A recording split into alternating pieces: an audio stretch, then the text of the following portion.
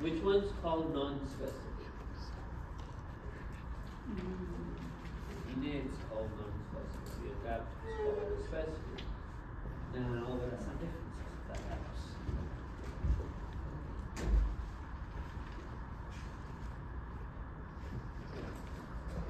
There's not one kind of many.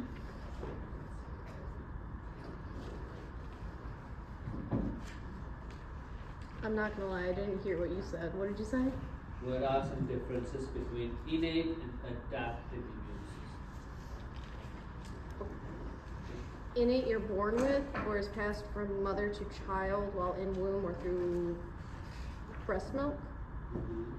And adaptive is anything that has to do with injections, so whether it's vaccines or infusions. Could be, as well as. Sure. And even the one that goes from mother to child, that's still part of the adaptive, it's the antibodies that does. What else? Innate learn.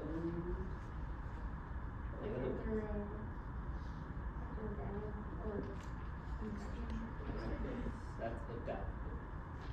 Adaptive is the one that it learn and has memory, right?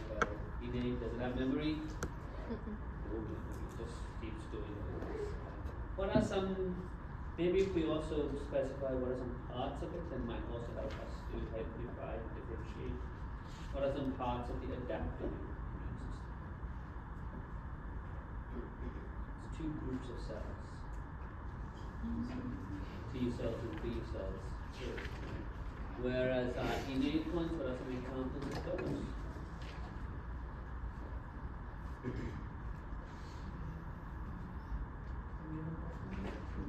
Immunoglobulin, that's mostly from the adaptive. Natural killer cells, cytotoxic T cells, again part of adaptive, that's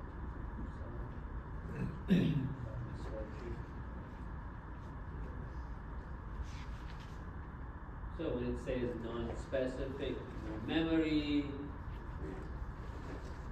what about our skin? Does it play a role in immunity? And part of which branch? Non-specific, part of the innate branch, right? Try to start everything from the tree.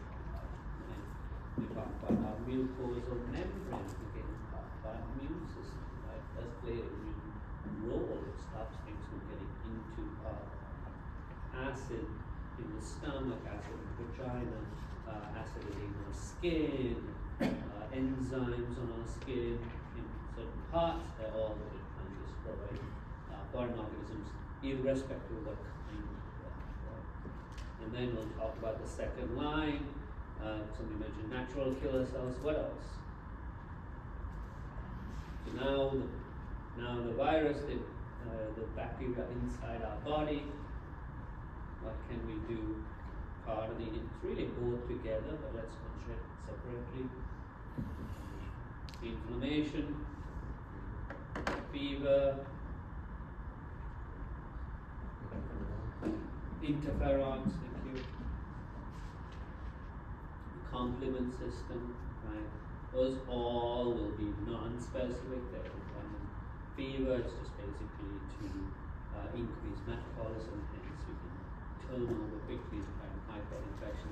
Yes, it also plays a role in trying to say denature that one, but not a huge role, but yes it does. Because we don't want to make up too high on denature heartworm proteins, right? Inflammation, what are the 4 signs of inflammation? Rubor, calor,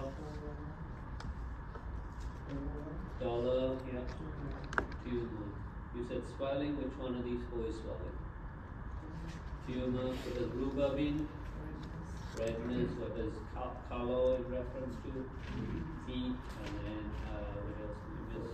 Dollar, what's that to do with pain? What's the idea behind inflammation? Couple of reasons. Just one, yes. Target, yeah. It's a bullseye to invite all the immune cells. What else? Yeah, that's another important one, right? They segregate and try and prevent from spreading those are the two main ones. And of course, once it's done, repair also information helps with that process too. What's the principle for complement system?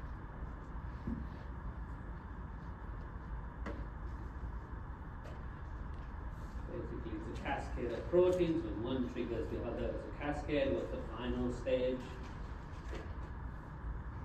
You make this humongous hole in that cell wall, some membrane wall, right? So membrane attack proteins, complex membrane attack complex, the protein molecules, and that will just basically connect each cell with the outside, things will leak in, leak out, destroy the cells. Interferons, how do they work? It's a warning what type of cells will warn.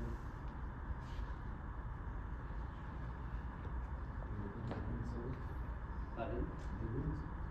They'll warn the neighboring cells. Who warns the neighboring cells? Yeah, virus infected cells. Right? So the virus already is in this cell, will warn other cells. The other cells will produce antivirals, protect themselves and prevent virus from multiplying within those cells. What else did we talk about? Oh, natural killer cells. What are they? How do they work? How and what against?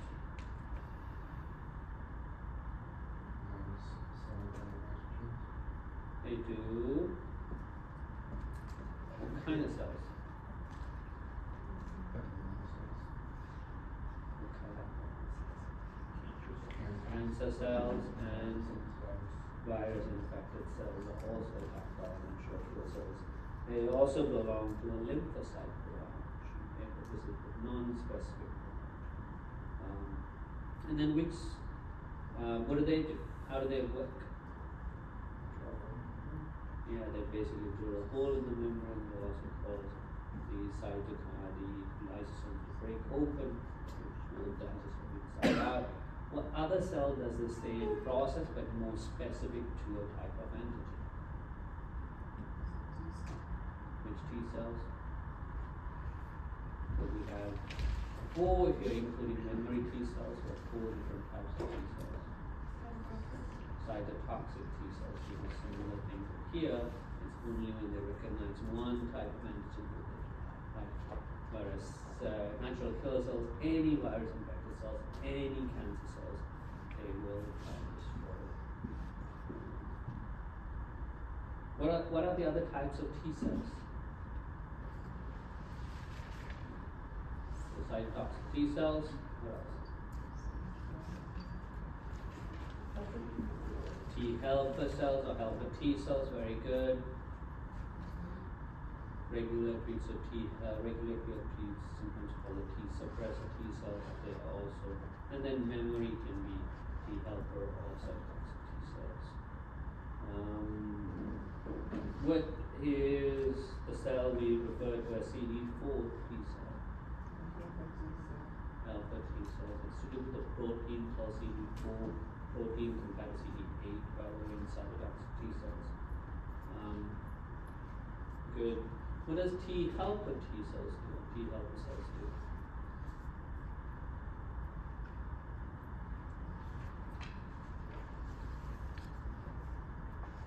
Helper T cells. They do. How? Which kind? They do both, right? So what is the, we talk about, which is the cell-mediated one? Can you make the connection? It's the cytotoxic T cells, right? That's why it's going to destroy cell by cell. While the other one is called humoral or antibody. Which one's that?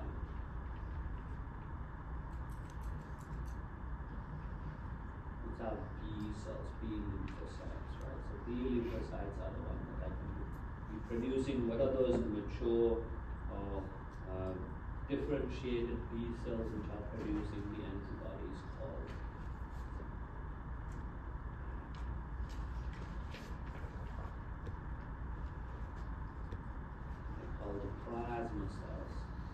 Why are they called plasma cells? They produce plasma? Yeah, they produce products of having the plasma, right? Antibodies are plasma, not plasma. It's very interesting. So let's talk about immunoglobulins. There are 5 different types of immunoglobulins. Which one's a pentamere?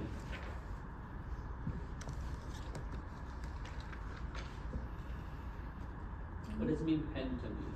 5. Which one's a pentamere? IgM. IgM is the pentamere, which is a dimere.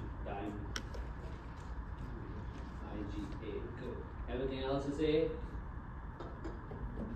monomer, just one of those Y-shaped structures, right? When can we encounter IgM?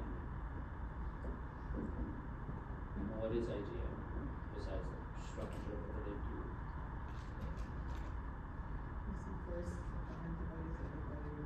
Yeah, that's the first antibodies that plasma cells will release in response to an antigen. Good. What's the next one that they release? Either late stage or chronic infections? IgG. IgG. Where or when is IgA associated? Secretions of mucus in lactation milk. That's where we're going to find that as well. What are the other 2 IgGs? Immunoglobulins. We talked about A, but we didn't talk about E and D. Yeah, where can we come across IgE? Yeah, in what kind of response? It's an allergy. So mast cells also have IgEs. And then IgDs. Those are receptors on those B cells, naive B cells are ones that have not encountered an antibody. They will have IgD on their cell surface. So we're walking around trying to bind to an antigen. Good. Does antibody destroy the antigen? No, it does not. It just binds to the antigen. Binding can just cause it to neutralize, right? Some toxins become ineffective because of that binding. What else happens to it? That's agglutination. Clump together, which can further trigger complement system and macrophages to come and destroy this clump.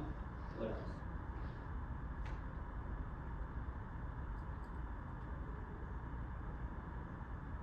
Also mark it for the macrophages to swallow them up just by it being on the cell surface, for example. Just recognize it and swallow them up.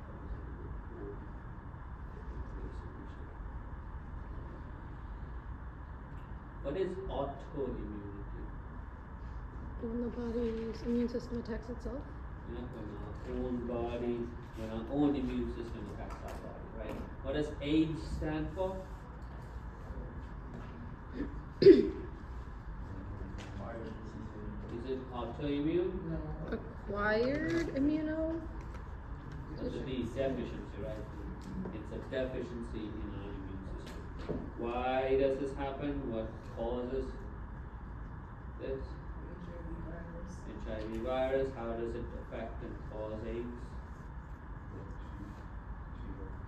They destroy the T helper cells. That's why anybody who's HIV positive, they'll do viral load to see how much virus or active virus they have. They'll also look for their CD4 count. The virus comes up, and we don't control it, the CD4 count drops to a certain level. Is when that individual will go up. Any questions? Okay, so today we're going to continue with our respiratory system. I believe we got up to the larynx last time. Mm-hmm.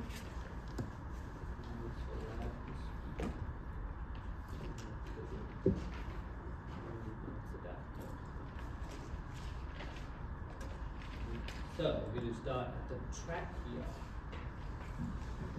So trachea, called the windpipe, extends from the larynx down into our chest, where it will divide and form our bronchi, singular bronchus, plural bronchi, right?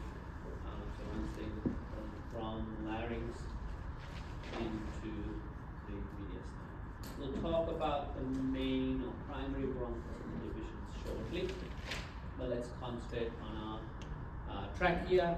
We used it in almost seems like a long time ago in the histology lab, right? What did we use it for? Two tissues. What two tissues did we look at? Pseudostratified epithelium, right? That was a column epithelium, the innermost lining. What else did we use it for? Hyaline cartilage, right? We have between, depending on the height of the individual, we have between 15 to 20 hyaline rings. These rings are not complete circles, they're C-shaped, okay? But they do have hyaline cartilage. What is the advantage of this hyaline cartilage? Why is it present? Yeah, to keep that airway open, right? Because if you look side by side, esophagus and trachea, very similar size, but esophagus lumen you generally do not see unless a food's passing through. It looks like a little star, very small, it just collapses inside. Here we don't want to have to do the extra work to every time we breathe to open and close it. So we want to keep it closed so it's easier for air. Okay? So these cartilage rings is what helps to hold it closed. So I said it was not complete. So basically at the back of that cartilage is a smooth muscle. So when we cough, we're trying to move sputum, or if you swallowed something, back up, right? This is that muscle that's contracted. It's a band at the back, right? If you're looking at mine, this will be cartilage rings. This is a band at the back of smooth muscle, so they'll keep contracting, pushing the sputum or the swallowed fluids up. Okay? Because we have very sensitive, when the trachea goes and split, it's called the carina. We have a lot of receptors there. Water hits it, it will cause us to cough. Why?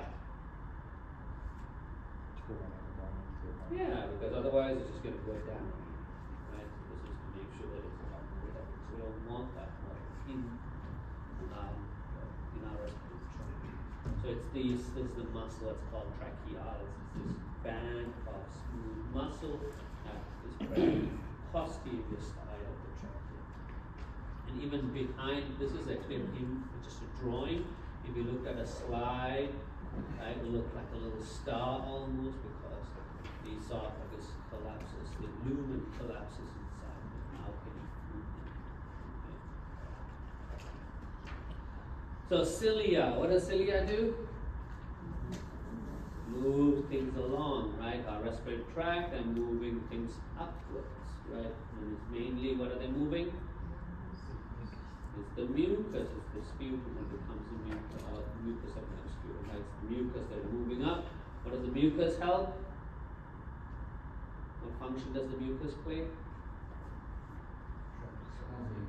Yeah, it traps any of the particles that come in. It's the mucus that traps it, and the cilia moves it out, right? Why do smokers, the cough that they experience, it's usually a lot more often than the non-smoker. Why do they have a smoker's cough? Yeah, the cilia is basically singed off. They have to cough to get that sputum, right? So this is a nice electron microscope. It's a little color view of it, coloring. That's the cilia. Yeah. Without cilia, only coughing will prevent or bring up. And even if it's paralyzed cilia, to some people suffer with paralyzed cilia, they have cilia but it's not moving. They also will have to cough to sputum.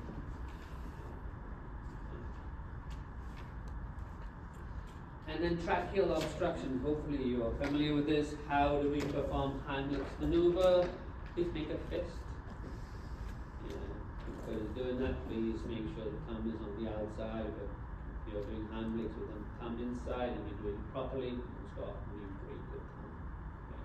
Okay. So On the outside, where will we place our fist? Right in the middle of the abdomen, roughly about where the umbilicus is, and then we pull upward. Whom should we not perform that? It's called an abdominal thrust. Whom might we not do that? Pregnant. Pregnant individual. Children, babies is different. Yeah, we'll come back to that in a second.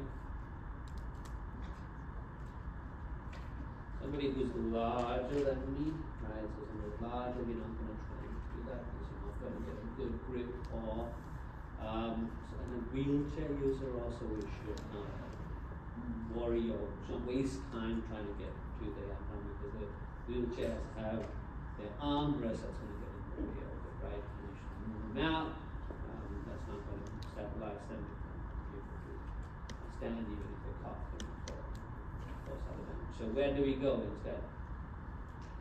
So pregnant women. External. Sternum, but lower down, as low as possible, but on the sternum, right? We call it the chest thrust instead. So we do that too. With a child, we'll kneel down, get to their height. Infant, how do we do? It's different, right? So back thrust, how many? 5. 5 back thrust, and then you flip them. 5 chest compressions. 5 chest, so still called the chest thrust, even though it's not really, it's like the chest compressions that we do.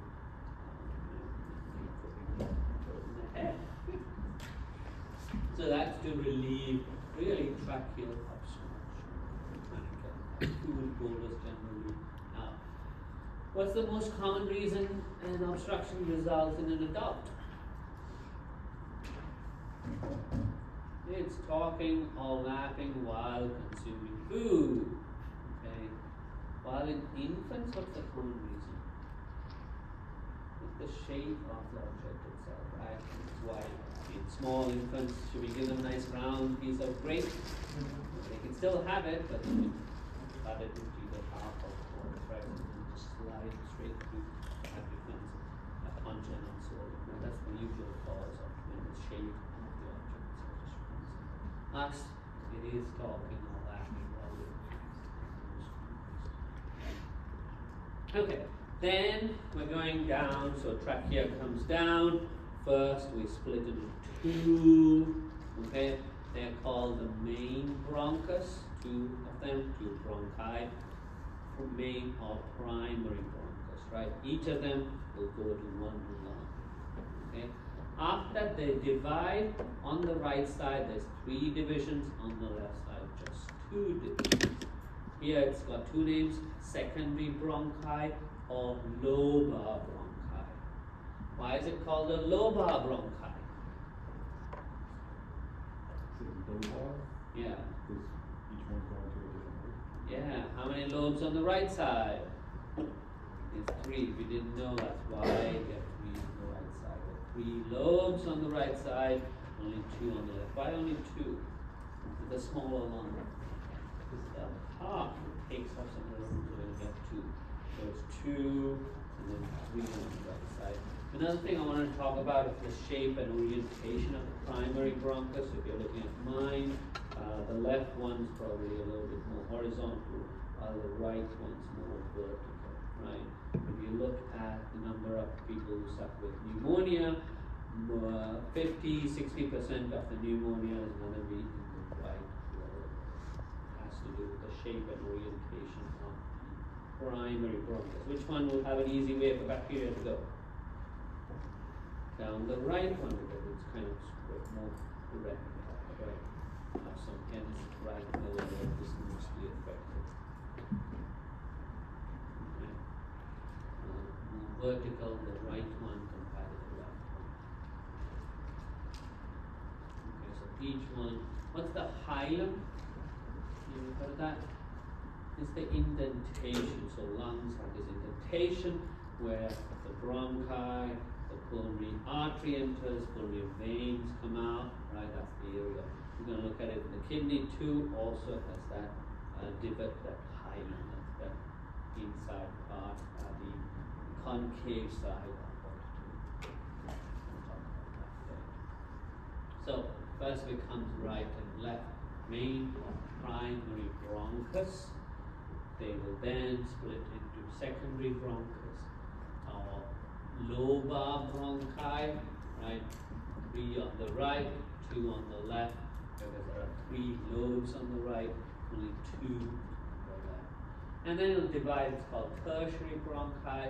This one we have, or segmental bronchi, we have between 8 to 10 on either side. It keeps dividing, right? So as you're seeing, hopefully you're seeing a pattern, so it's going to divide. There's going to be more divisions. What do you think is happening to the size of each of the divisions? It's going to get smaller and smaller. So the cartilage in it also is reduced. Okay, we're going to keep reducing the amount of cartilage. Once it gets to, we'll talk about the bronchiole, there's no cartilage. Okay, let's review in terms of the epithelium. So we mentioned trachea is pseudostratified common epithelium. What about the others? It actually changes somewhere in the secondary bronchus. In the primary bronchus is also still pseudostratified. What does it change to? Simple column. Right? So it gets simple column. That's another change. What also happens in terms of the amount of muscle kind of increases compared to the cartilage. Cartilage decreases, it's going to be replaced by muscle basically, okay, as we go. And then bronchioles, these are very small, less than 1 millimeter in diameter, right? Remember that ruler, that numbers was 1 centimeter, each of those squares, 10 squares was a millimeter, so it's very small. Here there are no cartilage, and the thickness of the process decreases, a lot more muscles here. So in asthma, what's happening? Constriction where? It's actually at the bronchioles, right? It's due to, what is the most common reason for the constriction? There's 2, but mostly it's inflammation, right? Sometimes it's spasm, sure, something can trigger it. For example, some asthmatic, as soon as they go into the cold air, sometimes it goes to spasm and creates the symptoms of asthma as well, right? But the longer term asthma, there's inflammation, lasts more than a few seconds to minutes, right? Inflammation which narrows the openings, the bronchioles that narrow the diameter narrows. So why does it say bronchodilation due to sympathetic or bronchoconstriction? Why would this be correct? Or is it incorrect? Because you want the bronchioles to dilate and not constrict. So dilation to this parasitic, I think would be right, would be correct. So why do you want it to dilate during sympathetic? Okay, so if it's more open, we can exchange it easier right now than rather than closing that. Whereas parasympathetic, we don't need much extra gas. We do need gas, actually, we can't just shut it off, but we don't need as much, so we can have it constricted. So what's the treatment for asthma? Is it short term or immediate? Yeah, albuterol, what does that do? It dilates the bronchioles, dilates sympathetic. It does stimulate sympathetic. They're called adrenergic receptors. Those receptors bronchodilation. So the respiratory zone here is where we do not control the movement. Once it's here, it's just flowing freely. Okay? It starts at what's called the respiratory bronchiole, then it's the alveolar sac, and the little alveoli. What's the function of the alveoli? It's gas exchange, right? It's very thin. It's less than 1 micrometer thin. It's very thin, so we just have very short distance of oxygen and CO2 across. Okay? And we have roughly about 150 million alveoli in each of our lungs. That's where gas exchange takes place, right? We have these nice rounded Why do we have the alveolar shape and not the tubular shape? Why not keep it in here and have gas exchange up in here? Yeah, this increases the surface area. Any questions? Okay, so let's look at the alveoli. We're going to look at the structure of the alveoli. They are simple squamous epithelium. But we're also going to define in this chapter that there are different types of cells here. Okay? There's 3 cells we have to be aware of. It's type 1 alveolar cells, type 2 alveolar cells, and then ones that are called alveolar macrophages. Let's start with that one. What do you think that one does? Macrophage. Eats up. It's going to swallow any foreign organism, any dying cells. It's going to be able to get rid of. Not wait for something else in the blood to come in there. Okay. Let's talk about the other 2. Type 1 is most abundant, and that's what's going to do the normal functioning of our alveoli. That's where the gas exchange takes place. Okay. Type 2 has 2 very important functions. Okay, so type 1 is what helps with the gas exchange. That's our simple squamous epithelium. Here, if you forget the shape of it, that's fine, but note their functions. First, easy one, they're stem cells. What does that mean? Yeah, they renew. So we are destroying alveoli. Alveoli has a certain lifespan, first, and second, chemicals that we breathe in, any bacteria, infections, that's going to destroy alveoli. Okay, so we replace them. So it's a type 2 alveolar cells that will replace them. Then we have to talk about this, something called surfactant.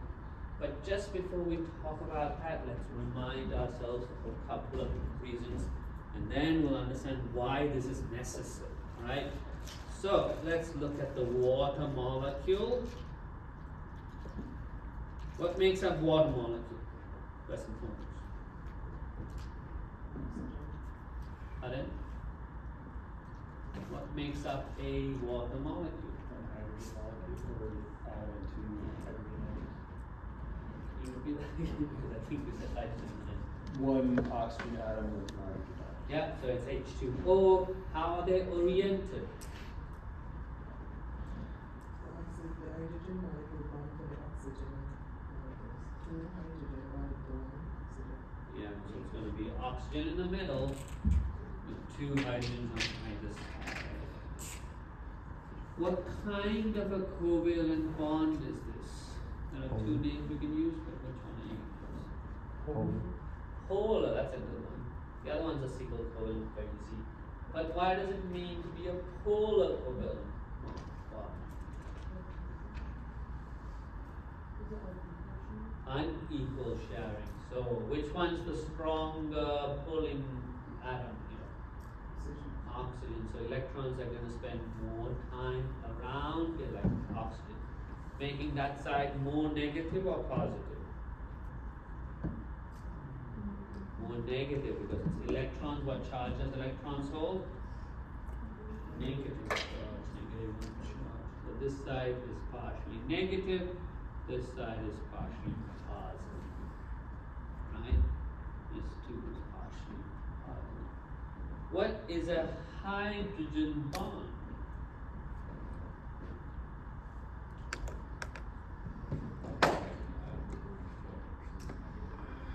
Of the same molecule? Of a different molecule, right? So if we draw another water molecule, okay, this bond between this partially positive negative oxygen and this attraction is the hydrogen bond.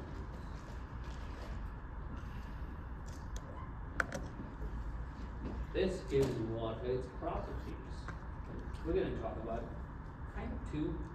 What's the cohesiveness of water? Are they cohesive bonds? Did we talk about that? Talked about specific heat capacity. No, that one. Cohesion, did we not talk about?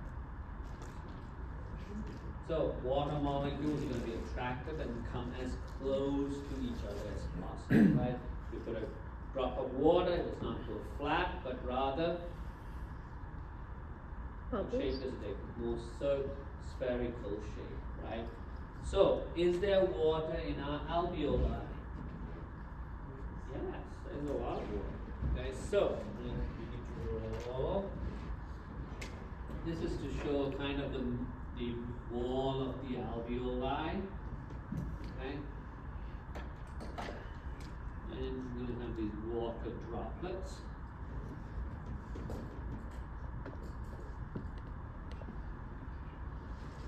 All on the alveoli.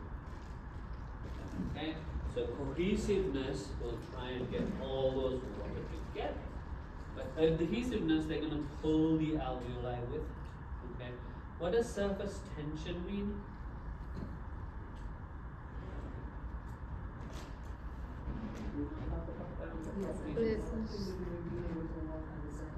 Yeah, this is what enables insects to walk on water, right? It's the attraction of water molecules on a surface which kind of takes the kind of principles of a solid surface, right? So, surfactant breaks surface tension, okay? And this is the surface tension we're talking about. We're talking about the surface. If we allowed this, it will collapse the alveoli. Okay? So surfactants, that detergent kind of thing. Okay? So I believe I gave you this example of an experiment. If you wanted to check surface tension, you take a little cup or a beaker or a bucket of water, 2 buckets rather.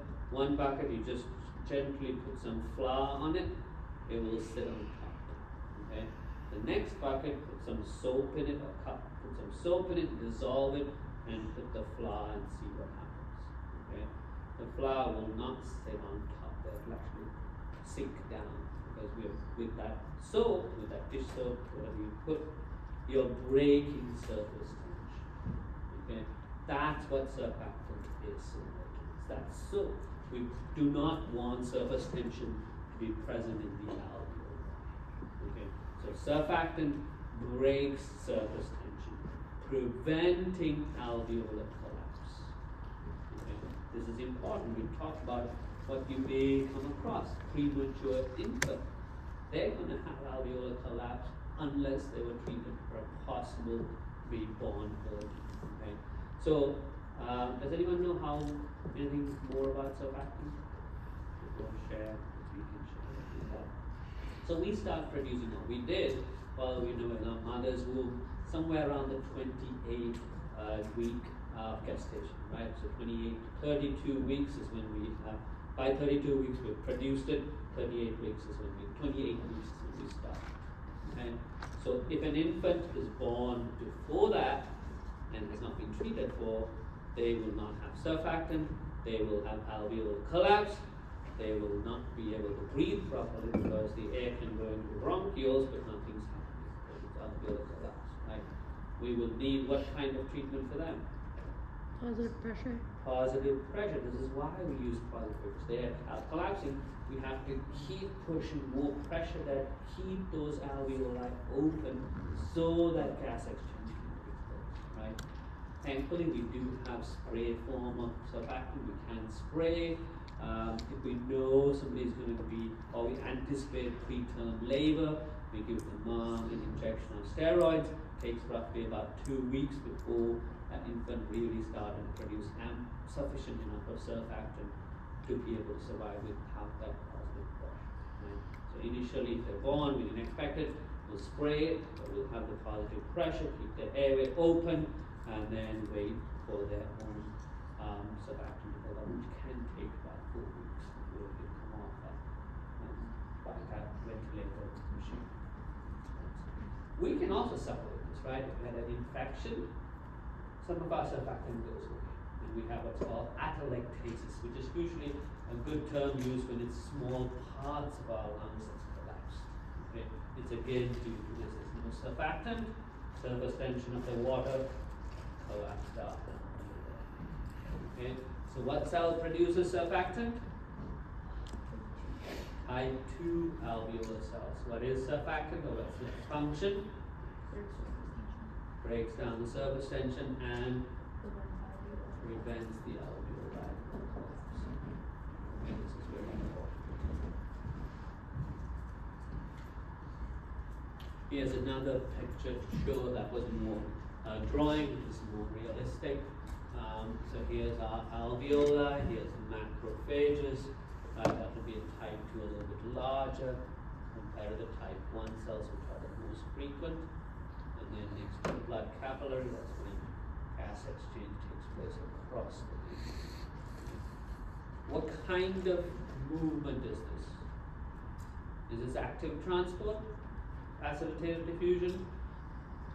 And what? Is it?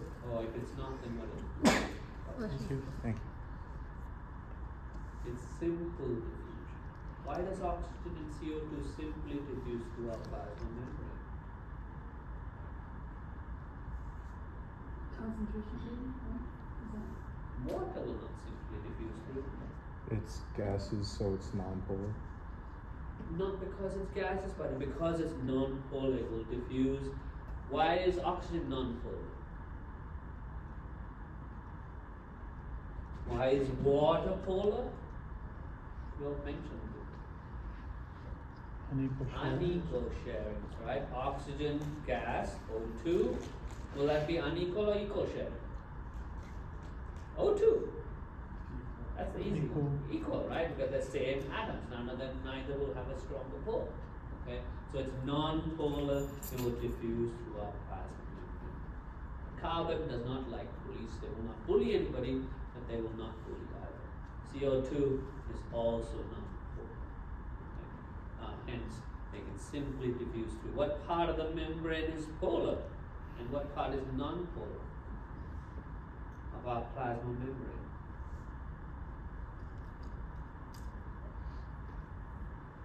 Is there a difference, or is it just one?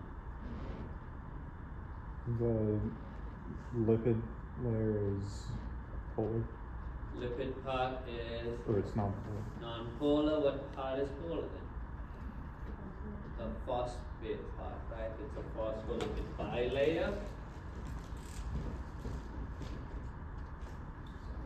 Markers dying. And usually the heads show the phosphate part. That's the polar side. We do need polar side facing the water. Otherwise, it's just going to be repellent, right? That's why we have a double layer instead of one layer. So we have one layer, one will face the water side and be happy, and the other side will face the other water side and not be happy. Is there water in our cells? Is there water outside of our cells? Yeah, and there's water everywhere. So we need the nice stabilizing polar sides to face the water.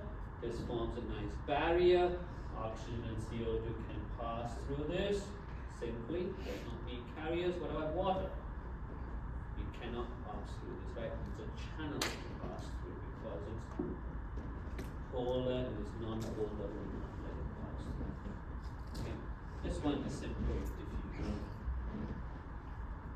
So surface tension is the attraction of liquids at the surface of a molecule, that's the liquid membrane or barrier in our lungs or anywhere it will draw the liquid closer. In the lungs, drawing this liquid closer will cause alveolar collapse. Right? So surfactant breaks the surface tension, preventing the alveolar collapse. Okay?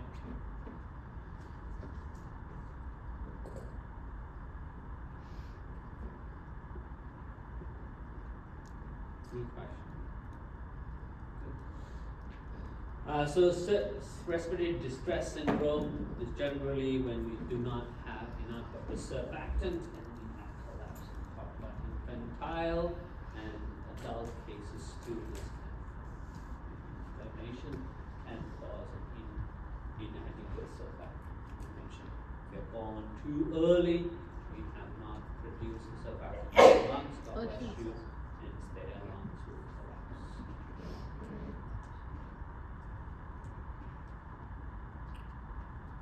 Okay, next we're gonna talk about the respiratory membrane, okay? So this is where external respiration takes place. On one side is the alveoli, the other side is the capillary, right? So here, there's red blood cells, so that's in the capillary. Here's a space in the alveoli. So this is the alveolar wall, which is basically again simple squamous epithelium, right? Alveolar 1 cells. And then the endothelium of the capillary, that's the two sides, and then the fused membrane, basement membrane of the two forms our 3 layers. We're going to talk about similar kind of a membrane in our kidneys to filtration. Again, 3-layered fused membrane. Blood, what's different is the other side capillaries. Same thing we had in our brain to blood-brain barrier. There's also kind of a three-part membrane. Okay, so it's less than 1 millimeter thick, 1 micrometer in thickness, usually between 0.5 to 1 micrometer thickness.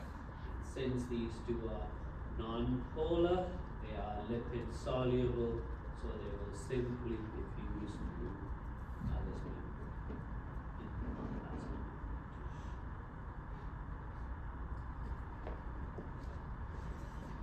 Any questions? So next, let's talk about the lung. They also look very similar to a pyramid, but a kind of stretched out pyramid. With the apex now oriented kind of normal, if you will, of the pyramid. It's at the top, and then the base is on the diaphragm. Right? And in the middle, on the lateral sides, they're a little bit different. There's some attached to the wall. On the medial side, there's indentation, where it's called the hilum, where about the bronchi entering, pulmonary arteries enter, pulmonary veins exit from that same spot. Okay? That's the hilum. Of course, the impact vessels too. So, left lung has only 2 lobes. We call it superior and inferior lobes. Some of it's taken away by the heart. There's a little indentation. It's called cardiac notch. Kind of inferior on the medial side. We have 1 fissure dividing these 2 lobes. On the right side, how many fissures do we anticipate we might see? 2 fissures, right? We have 3 lobes. We're only separating lines will be 2 here. There were 2 lobes, just 1 separating line. Right? So here we have superior, middle, and inferior lobes. We'll have 2 fissures. You can see that in the model. In a couple of weeks, we'll have time to look at lines, fissures are deep grooves that will separate the 3 lobes on the right side, 2 lobes on the left side. Okay. So the pleural cavity is formed by the pleura. What is the pleura? Serous membrane surrounding the lungs. The serous membrane surrounding lungs. Excellent. How many layers? 2 layers. What's the innermost layer going to be called? Visceral, similar to our pericardium, right? Visceral pericardium, and the outermost parietal. What's in between these 2 layers? A fluid-filled cavity, right? So it's got the here. It's going to be the pleural fluid. Okay. So parietal kind of covers the outside, so some of it's stuck to the lung, to the chest wall, right, internal chest wall, because it's kind of external to lungs. Visceral is attached to the lungs itself. Pleural space is between and fluid filled, right? What is the term given when there's air in the pleural cavity? Pneumothorax is when we have air. I think I have a slide if not, I'll put it down for now.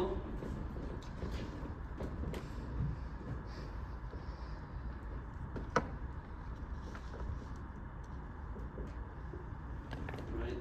The reasons for pneumothorax is somehow the cavity. This next slide.